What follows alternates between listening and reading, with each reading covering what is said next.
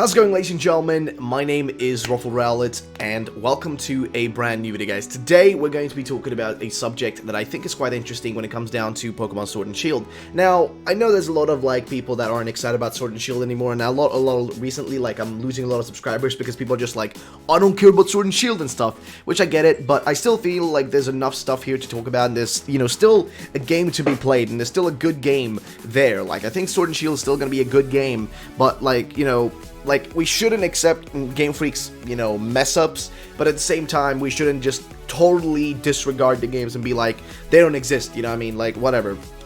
What we should do that for is just let's go, okay? Let's go, you should just act like it never existed, okay?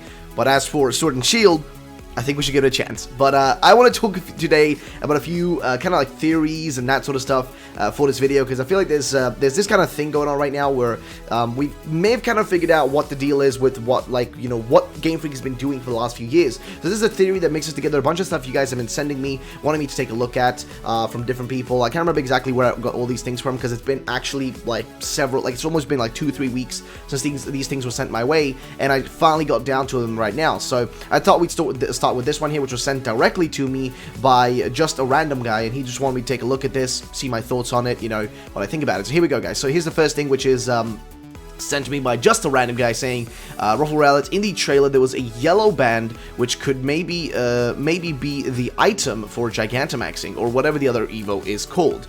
And here's the thing, right? Yeah, that would be what it is, though, because the top part has got the same color, and if we actually open up Sword and Shield here, right, the website, if we look at Dynamaxing here as a feature, here we go. If you look at Dynamaxing, you'll notice something interesting about Dynamaxing, right?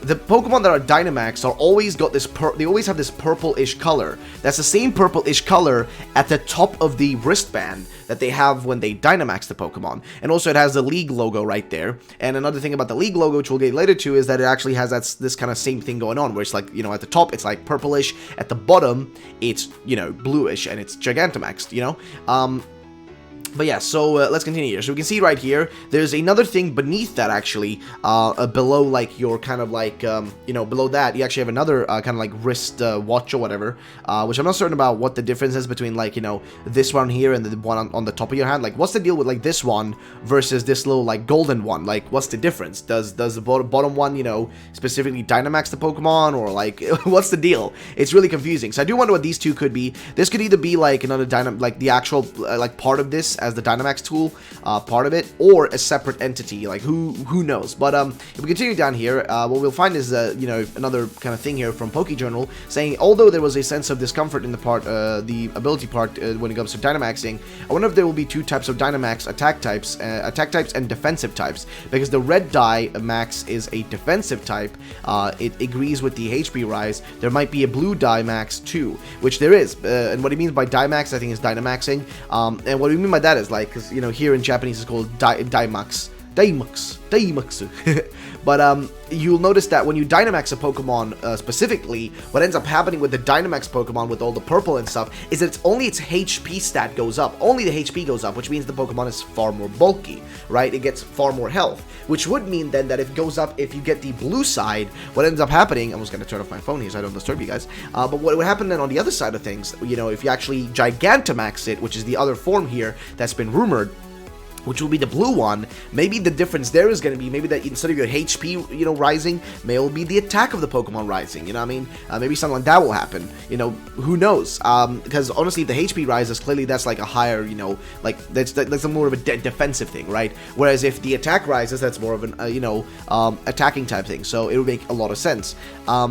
So yeah, I don't know. I mean, it's kind of an interesting situation. Now, if we continue down here, this is probably the most interesting thing here that was discovered. This was discovered by Flinamaster, the Jolteon here. So shout out to Flinamaster on freaking Twitter, dude, saying, theory. Did anyone notice that the ultimate weapon was actually based on the atomic bomb this whole entire time?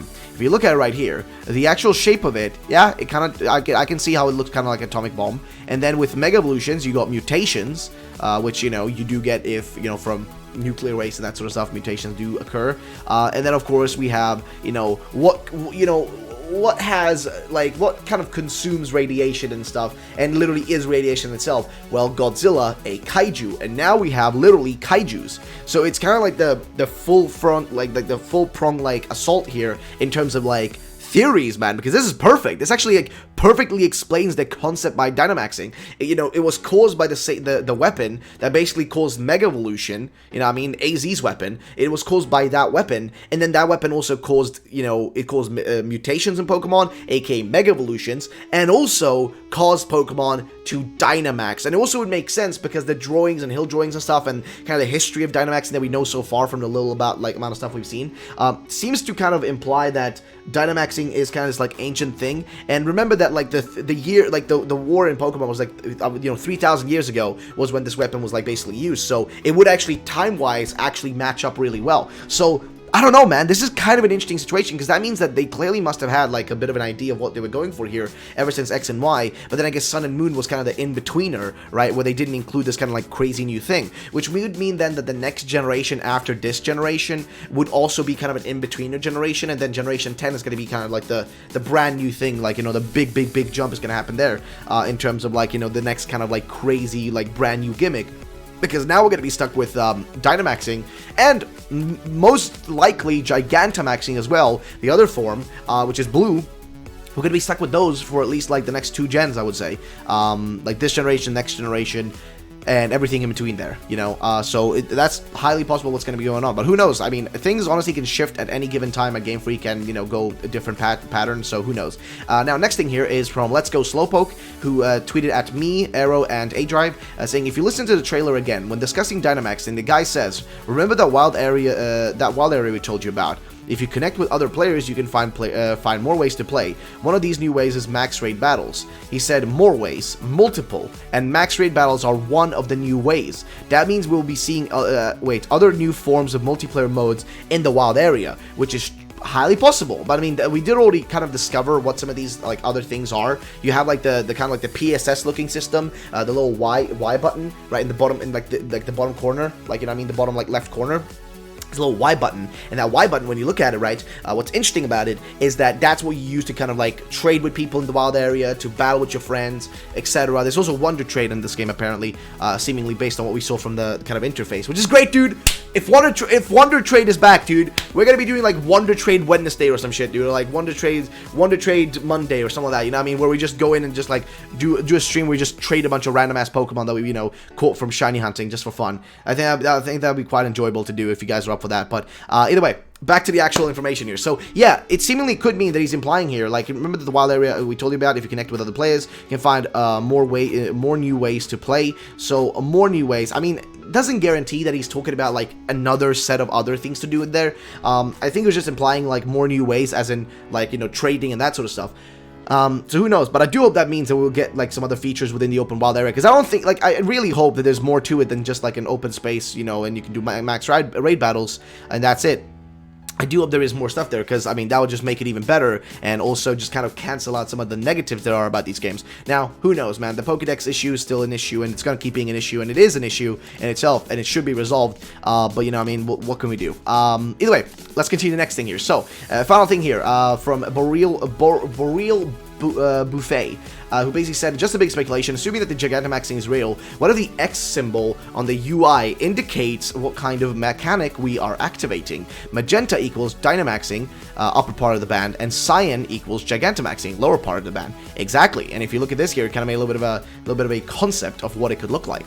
And actually, this makes total sense. This actually makes total bloody sense. And here also he points out that now it makes sense, the logo too. The magenta part is Dynamax, the cyan one is Gigantamax. The three things are the clouds over the Pokemon, and I guess these, you know, these are the kind of like clouds, like, you know, see these randoms right here, and they go between all of them, right? You have them through Dynamaxing and Gigantamaxing.